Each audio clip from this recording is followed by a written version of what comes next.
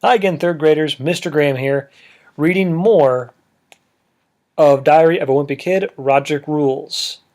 I'm going to start on page 172, Tuesday. That's where we left off at last time. Here we go. Remember last time we left off with, I guess Roderick had another science fair project due, so we're going to learn about it, I guess, now. Tuesday. Mom and Dad set up due dates for Roderick on his science fair project, and by 6 o'clock tonight, he was supposed to tell them the theme of his experiment. But at 6:45, things weren't looking so good. Doesn't look like he has any kind of good ideas. Roderick was watching a show about astronauts and what happens to them after they've been in space for a long time. The show said that when astronauts get back to Earth, they're actually taller than when they left. And the reason is because there's no gravity in space, so their spines decompress or something. Well, that gave Roderick the idea he was looking for. Roderick told Mom and Dad he was going to do his science experiment on the effect of zero gravity on the human spine. And from the way Roderick was talking it up, you'd think the results of his experiment were going to benefit mankind. Dad seemed pretty impressed. Or maybe he was just relieved that Roderick actually came through on his first task. But I think Dad started to see things a little different later on when he told Roderick to take the trash out to the curb. And his response was, "I can't. I'm doing my research."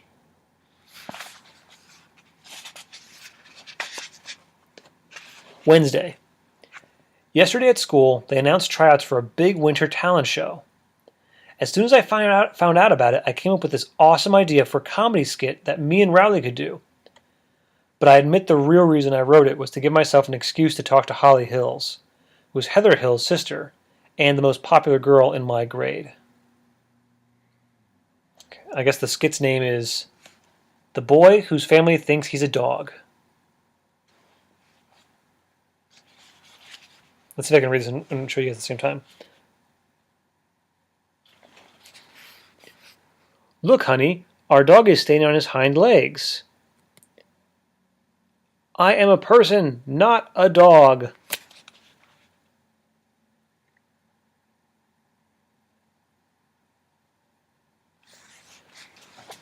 It's hard to show you guys and read at the same time, sorry.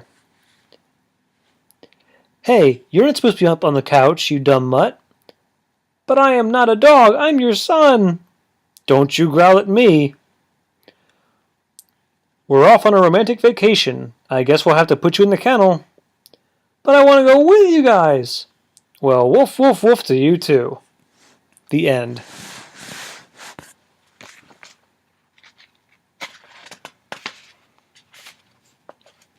I showed Riley the script, but he wasn't too enthusiastic about the idea. You'd think Riley would be grateful that I was going to make him a big star, but like Mom always says, there are some people you just can't please. Thursday. Riley went and found someone else to partner with for the talent show. He's going to do a magic act with this kid from his karate class named Scotty Douglas. And if you want to know if I'm jealous, let me put it to you this way. Scotty Douglas is in the first grade. So Riley will be lucky if he doesn't get beat up at school for this. They're having one big talent show for the elementary school, the middle school, and the high school. So that means Roderick and his band are going to be in the same competition as Riley and Scotty Douglas. Roderick's all fired up about the talent show. His band has never played in front of a crowd, so they see this as their big chance to get noticed.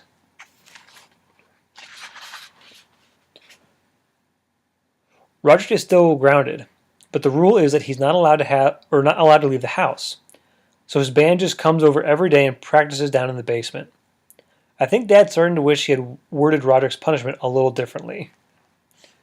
But if Roderick's band really thinks they can win this talent show, they better get serious and play some actual music. Because they spend their last two practices fooling around with the new echo pedal they got over the weekend. Friday. Dad ended Roderick's punishment 2 weeks early because he was going bonkers listening to Loaded Diaper practice every day. So tonight, Roderick went to his friend Ward's for the weekend. With Roderick out of the house, that meant the basement was free, so I invited Riley over to spend the night. Me and Riley bought a bunch of candy and soda, and Riley brought over his portable DVD. I'm trying to read too fast. Me and Riley bought a bunch of candy and soda, and Riley brought over his portable TV.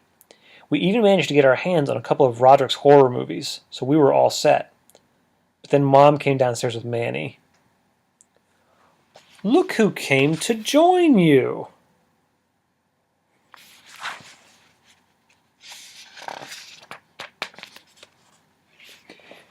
The only reason Mom dumped Manny on us was so he could spy and tell her if we were doing anything wrong. Every single time I've had a sleepover, Manny has ruined it. The last time Riley slept over was the worst. Manny must have gotten cold in the middle of the night, so he crawled into Riley's sleeping bag to get warm. That freaked Riley out enough to make him go home early, and he hasn't been back to spend the night ever since. That'd be pretty creepy if someone tried to crawl into your sleeping bag, though. It looked like Manny was going to ruin another sleepover. Me and Riley couldn't watch our horror movies with Manny around, so we decided to just play board games instead.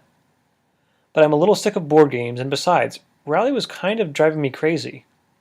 He needed to go to the bathroom every 5 minutes, and whenever he'd come back downstairs, he'd kick a pillow across the room. Booyah! It might have been funny the first couple of times, but then it really started to get on my nerves. So the next time Riley went upstairs to use the bathroom, I played a prank on him.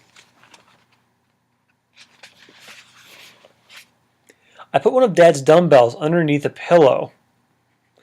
And sure enough, the next time Riley came downstairs, he gave it a big kick. Well, that did it. Riley started blubbering like a baby, and I couldn't quiet him down. And with all the racket Riley was making, Mom came downstairs. Mom took a look at Riley's big toe, and she seemed pretty concerned. I think Mom's sensitive about Riley getting injured in our house after that tinfoil ball accident, so she drove him right home. I was just glad she didn't ask us how it happened. As soon as Mom and Riley walked out the door, I knew I'd better start working on Manny. Manny saw me put that dumbbell under the pillow, and I knew he would tell Mom what I did. So I came up with an idea to keep him from snitching. I packed some bags and told Manny I was going to run away from home so I didn't have to face Mom for what I did. Then I walked out the door and acted like I was leaving for good. Goodbye, oh family. Goodbye, goodbye, goodbye.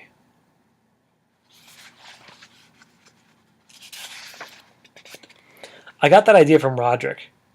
He used to pull the same kind of thing on me when he did something bad and he knew I was going to tell on him. He would act like he was running away, and then 5 minutes later, he would just walk back inside. And by that time, I was ready to forgive him for whatever he did. So after I told Manny I was leaving home, I shut the door and waited outside for a few minutes. And when I opened the door, I expected to find him crying in the foyer, but Manny wasn't where I left him. I started walking around the house looking for him, and guess where he was? Down in the basement, eating my candy. Anyway, if letting Manny eat my candy is the price I have to pay to keep him quiet, I can live with it. Saturday. After I woke up this morning, I went down to the kitchen, but one look at Mom's face told me that Manny had sold me out. There we go. Manny told Mom everything. He even told her about our horror movies. Don't even ask me how he knew about that. Mom made me call Riley to apologize, but then she made me talk to his parents and apologize to them too. So I don't think I'm going to get invited back over to Riley's house anytime soon. Then Mom got on the phone with Mrs. Jefferson. Mrs. Jefferson said Riley's big toe was broken and that he had to stay off it for a week. Then Mrs. Jefferson said Riley is heartbroken because this means he'll have to miss the talent show tryouts, and he's been practicing his magic act with Scotty Douglas all week. So Mom told Mrs. Jefferson that I would be happy to fill in for Riley at the tryouts. I started tugging at Mom's sleeve to let her know that this was a terrible idea, but of course she just ignored me. After Mom got off the phone, I told her the last thing I needed at school was to be on stage doing magic tricks with a kid who was in pull-ups a year ago. But Mom made me go through with it anyway. She took me down to Scotty's house and explained the situation to his mother. So now there was no getting out of it.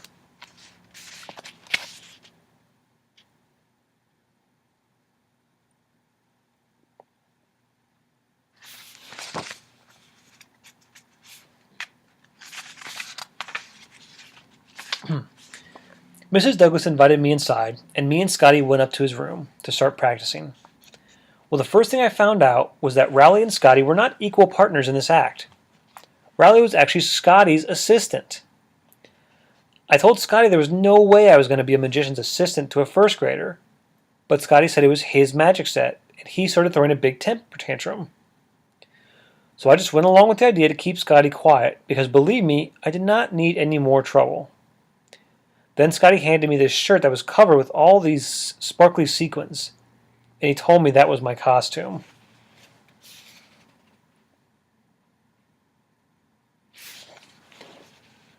It looked like something Grandma would wear to bingo. I told Scotty maybe I could wear something cooler, like a leather jacket, but he said that wouldn't be magic enough. Anyway, it turns out all I have to do for the act is hand Scotty a prop every once in a while, so maybe it really isn't going to be all that bad. But ask me how I feel again if we get in and have to perform on stage in front of 500 people instead of Scotty's baby sister. And now for my next TWIC. You can see it's going to be a new day, and I'm going to end there for now. Hope you guys are enjoying this. Make sure you're reading your own books at home. Read with somebody, read to somebody, have someone else read to you. I can't tell you guys how important it is to be reading a lot. It's super important. It keeps your brain sharp, keeps your imagination active. It's a really good habit to keep going. Anyways, until next time, third graders, I'm Mr. Graham, and make sure you're attending sessions with my wife. She's always happy to see all of you there in class. See you guys.